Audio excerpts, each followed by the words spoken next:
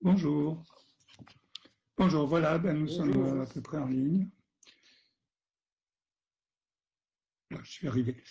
Donc, le dernier exposé de cette session, ça va être de nouveau les élèves du lycée d'Alger. Pas les mêmes, évidemment.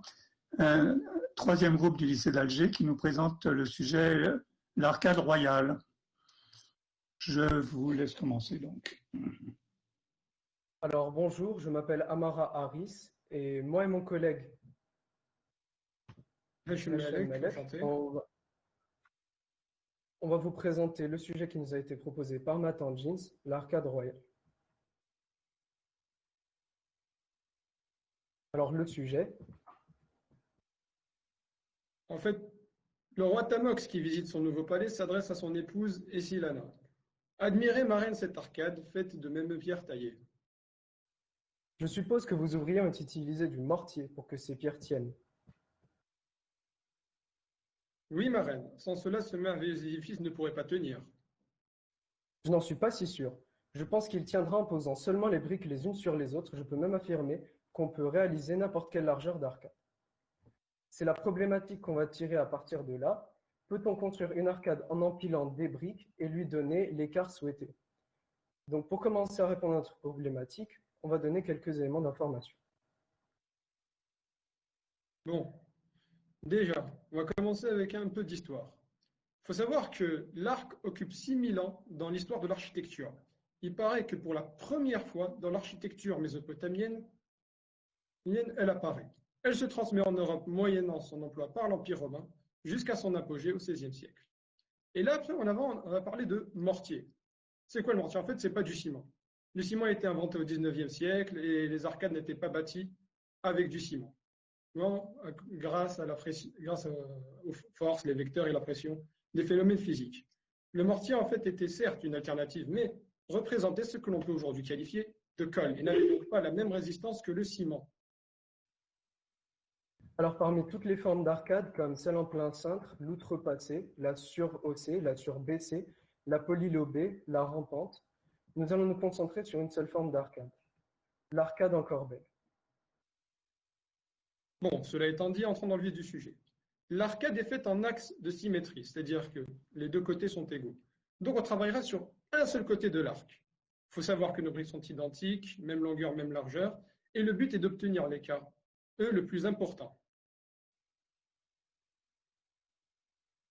On va déjà commencer avec l'empilement de deux briques. On définit déjà sur l'axe des abscisses que pour tout L, la longueur de la brique, l'écart maximum d'une brique x1 empilée sur x0 de 1,5 de L. Donc, voilà, la partie assurée, E est dans le vide. On remarque que, déjà, la brique ne doit pas dépasser une certaine longueur. Si la brique dépasse cette longueur, elle tombe, ce qui nous envoie vers la contrainte suivante, E doit être inférieur à L sur 2. Alors, à présent, empilant trois briques. En empilant trois briques, comme je vais vous montrer avec l'animation ci-dessus, je vous montre alors avec les coordonnées du point XM qui sur le graphique correspondent à l'avancement de notre première brique. Les coordonnées, dès que je fais avancer le point YM avec mon curseur, ça fait avancer la deuxième brique sur mon graphique. Alors, ce qu'on a cherché à faire, c'est trouver une inéquation qui valide les conditions d'équilibre de l'arcade. D'où 2L moins 2X moins Y supérieur ou égal à 2X plus Y, soit la partie qui se trouve dans le vide. Alors, par lecture graphique, on a trouvé le polygone des contraintes grâce à l'inéquation citée ici. Y égale à L moins 2X, d'où la droite noire que vous voyez ici. On obtient alors notre polygone des contraintes ABCO, où pour un L égale à 8, le point B qui correspond à l'optimum égale à L sur 4 d'abscisse et L sur 2 d'ordonnée.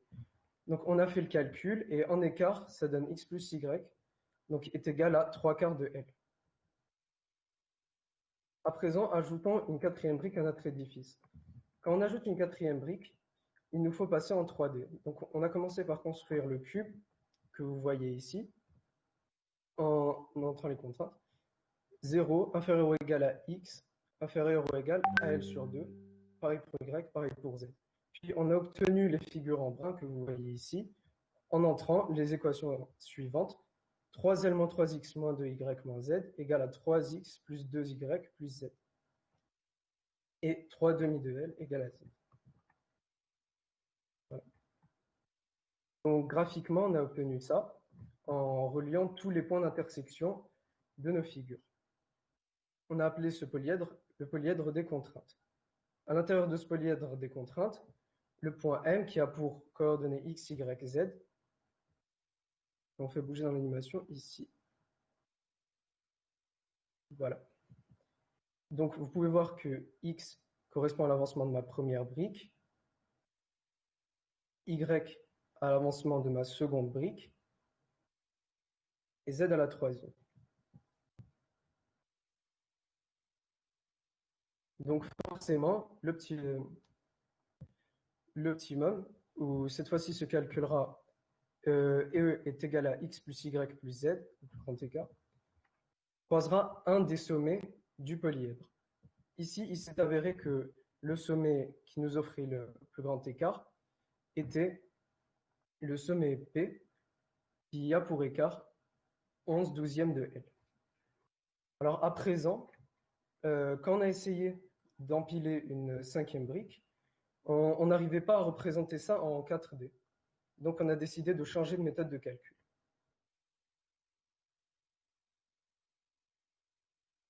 Donc maintenant, nous allons passer au barycentre. Déjà, pour empiler deux briques, c'est-à-dire x1 ne doit pas dépasser L sur 2. Après, maintenant, nous allons passer à 3 briques. Pour 3 briques, c'est le même principe, mais ce n'est ni x1 ni x2 qui sont concernés. Le barycentre concerné est le barycentre du système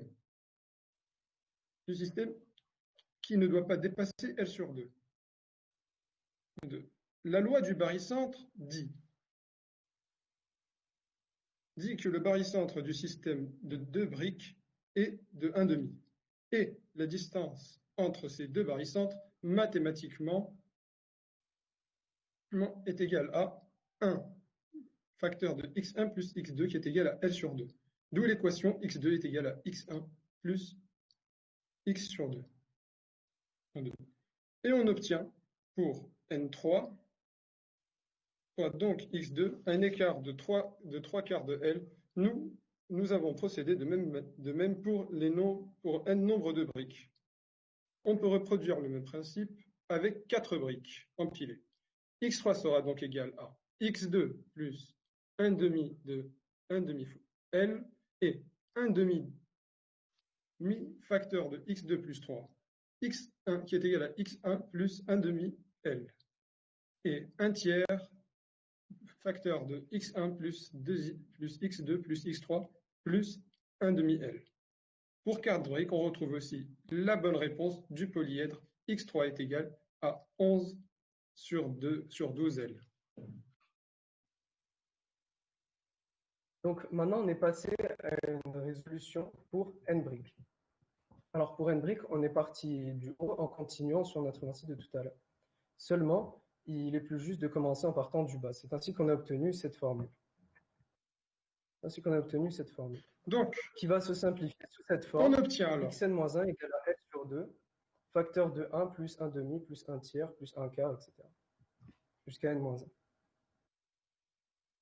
On obtient alors n égale 2, qui est en fait égal à x1 qui est égal à L/2, n3 x2 qui est égal à 3/4 de L, n4 qui est égal à x3 égale à 11 sur 12 L, n5 qui est égal à x4 sur 25 sur 24 L.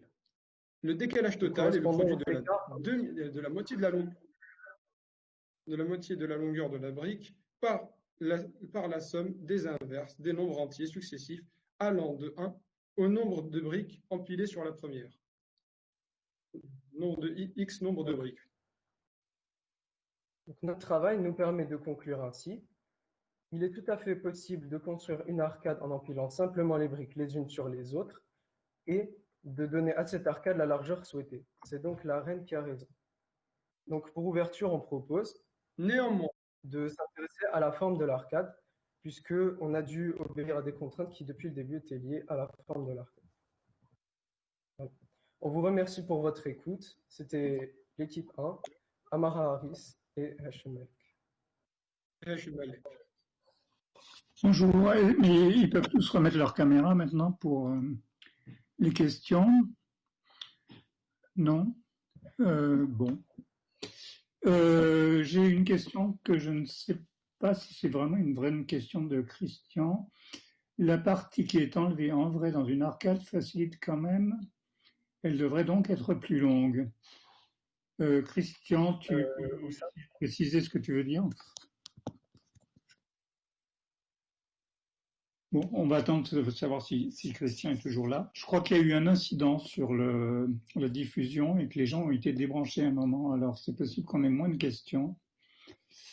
Christian a rajouté quand on fait un cercle. Bon. Quand on fait un cercle.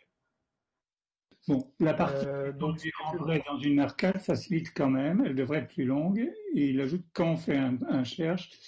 Et effectivement, Christian dit qu'il a été débranché aussi.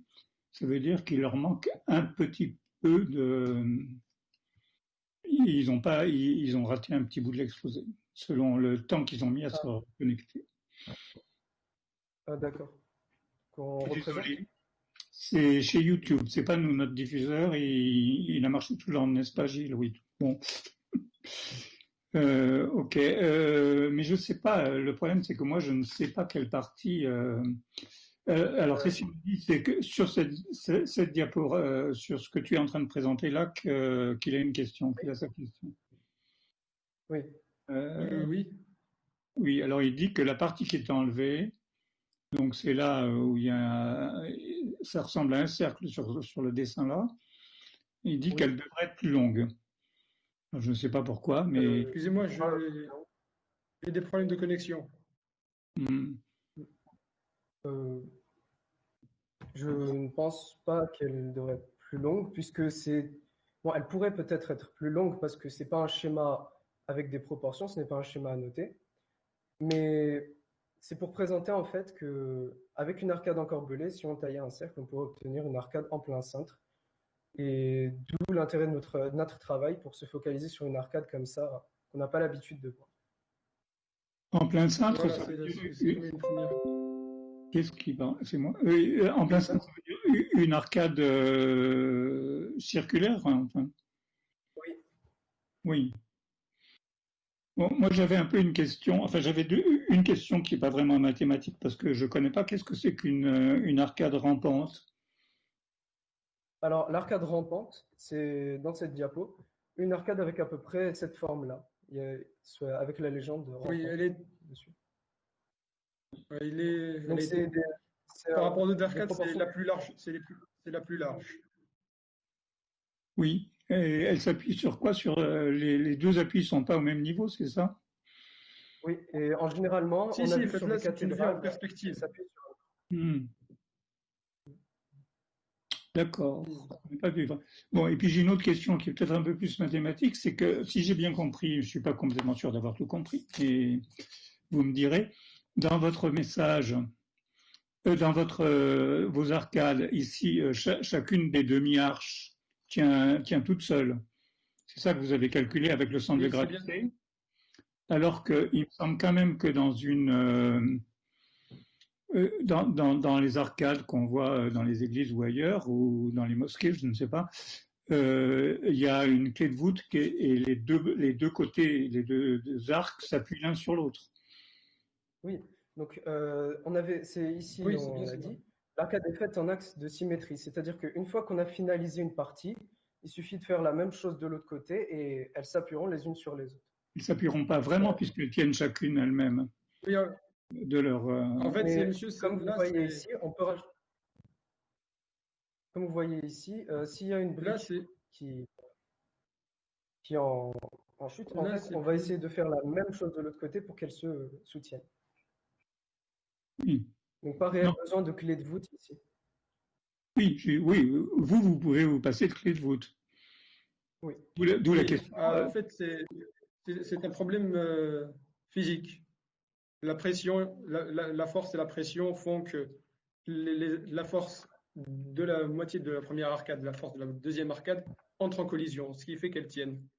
Et vu qu'elles sont toutes les deux de force égale, ça fait que, ça fait que la brique centrale, la keystone, comme on l'appelle, En anglais. tienne les deux arches entre elles.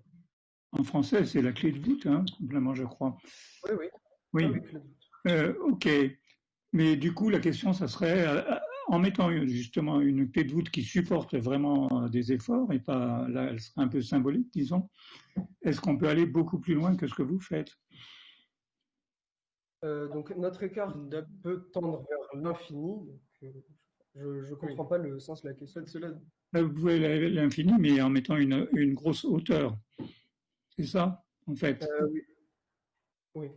Oui, voilà, sur oui, sur un espace donné, vous êtes beaucoup plus limité. oui. Oui, c'est vrai. Voilà. Donc, enfin, ma question, c'est mathématiquement, est-ce qu'on peut dire qu'est-ce que la clé de voûte va apporter? Bon, mais maintenant, j'ai quand même une autre question de Julien. Merci, Julien, de poser des questions, c'est bien. Peut-on faire un vrai cercle de rayons aussi grand qu'on veut, avec une arcade encorbelée? Alors, il ajoute, avec votre C'est-à-dire question, que, la forme du passe circulaire, c'est quoi comme forme d'ailleurs? Pardon? c'est-à-dire que on n'a pas travaillé sur le cercle en fait, donc on ne Oui. sait pas. L'empilement. Non, mais On il n'a pas pris serait le cercle possible en de la compte. faire. Alors, ça Il serait serait quoi la possible de la faire. forme? Alors, on pourrait la faire encorbelée, la faire tenir, puis tailler les pierres en forme de cercle. L'équilibre serait maintenu. Ah oui, non, mais le fait que le bord des pierres soit taillé en forme de cercle, c'est un peu un détail. Mais disons, c'est la ligne générale ici. Je crois que c'est ça que veut dire Julien, c'est que c'est pas une forme vraiment circulaire, ça doit être plus large, justement. Oui, techniquement, Donc là, oui. Hmm.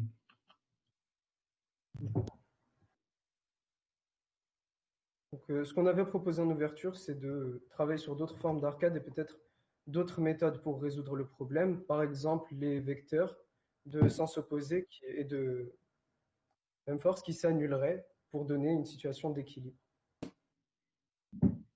Voilà. Mais alors, je vois dans le petit bloc-notes de la salle de travail, là, on dit qu'on n'a pas travaillé sur le cercle, mais qu'on a une courbure logarithmique. Alors, ça veut dire quoi? Bon, le logarithme, on n'a pas travaillé dessus parce que on ne sait pas encore ce que c'est en fait. Donc Voilà, on aimerait bien apprendre. on l'a pas encore étudié. Bon, donc, Et, ok. techniquement, d'après l'expérience, d'après ce que j'ai compris, c'est la somme des inverses. La somme après la première brique, techniquement, d'après ce que j'ai compris, de la brique 1 à n briques, c'est ça. C'est x, c'est le maximum auquel on peut aller. Bon, Mais disons, techniquement, vers oui, l'infini. ok, ok. Donc vous donnez une bonne idée de ça, et c'est effectivement une courbe logarithmique.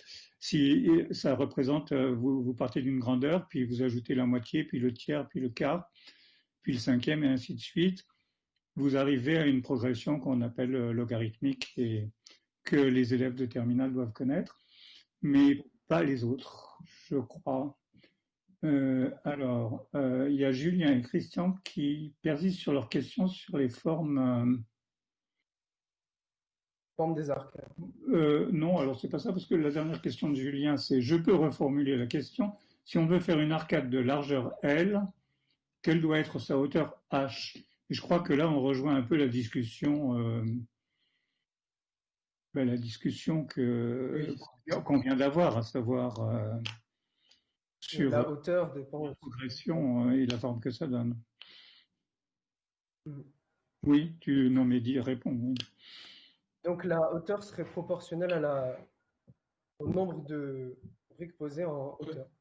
Oui, voilà. Et la largeur, elle, serait, comme on vient de dire, logarithmique.